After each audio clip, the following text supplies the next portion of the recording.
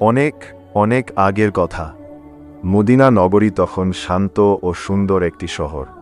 রাত নামলে চারদিকে নীরবতা নেমে আসত।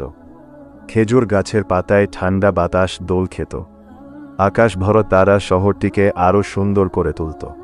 সেই সময় ইসলামের খলিফা ছিলেন হজরত উমার ইবনে খাত্তাব।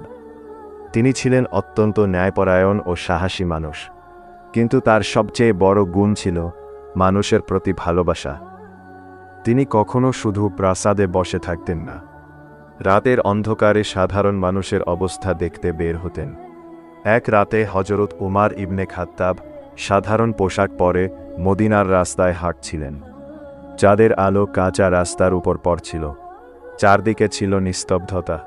হঠাৎ তিনি দূরে একটি ছোট ঘর থেকে কান্নার শব্দ শুনতে পেলেন। তিনি ধীরে ধীরে ঘরটির কাছে এগিয়ে গেলেন। ভেতর থেকে এক মায়ের কণ্ঠ শোনা যাচ্ছিল, ধৈর্য ধরো বাছা, আর একটু অপেক্ষা করো। কিন্তু শিশুটির কান্না থামছিল না। হজরত উমার ইবনে খাত্তাব দরজার পাশে দাঁড়িয়ে শান্তভাবে শুনতে লাগলেন। তিনি বুঝতে পারলেন ঘরটিতে খাবার নেই। এই দৃশ্য দেখে তার হৃদয় কেঁপে উঠল। তিনি দ্রুত নিজের ঘরের দিকে ফিরে গেলেন। ঘরে পৌঁছে তিনি একটি বড় বস্তায় আটা, খেজুর ও কিছু খাবার ভরে নিলেন। তার একজন সহকারী বলল, আমাকে দিন, আমি বহন করছি।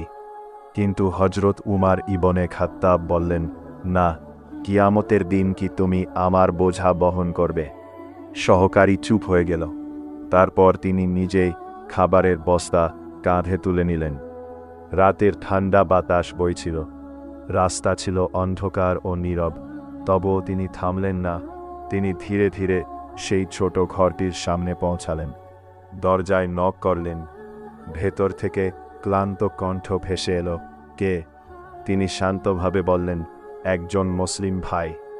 দরজা খুলতেই ক্ষুধার্ত শিশুর মুখ দেখা গেল।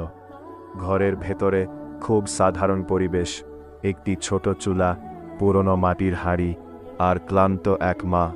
হজরত উমার ইবনে খাত্তাব খাবারের বস্তা নিচে রেখে বললেন, এগুলো তোমাদের জন্য।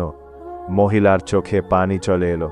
তিনি বুঝতেই পারেননি যিনি খাবার এনে দিয়েছেন তিনি পূর্ণ মুসলিম বিশ্বের শাসক।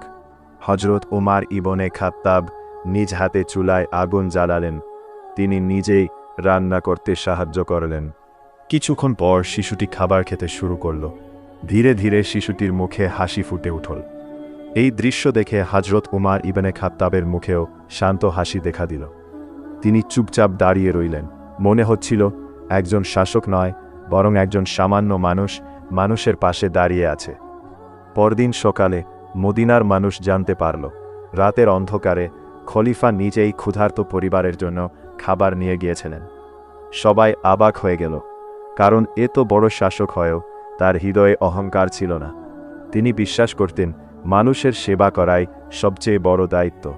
সেদিনের পর থেকে মদিনার মানুষ তাকে আরও বেশি ভালোবাসতে শুরু করল। আর ইতিহাস আজও সাক্ষী, ন্যায়বিচার, দয়া ও বিনয়ের নাম ছিল হজরত উমার ইবনে খাত্তাব। গল্পের শিক্ষা, সত্যিকারের নেতা মানুষের কষ্ট বুঝে, বিনয় মানুষকে মহান করে, ক্ষমতা নয়, দয়া মানুষের হৃদয় জয় করে।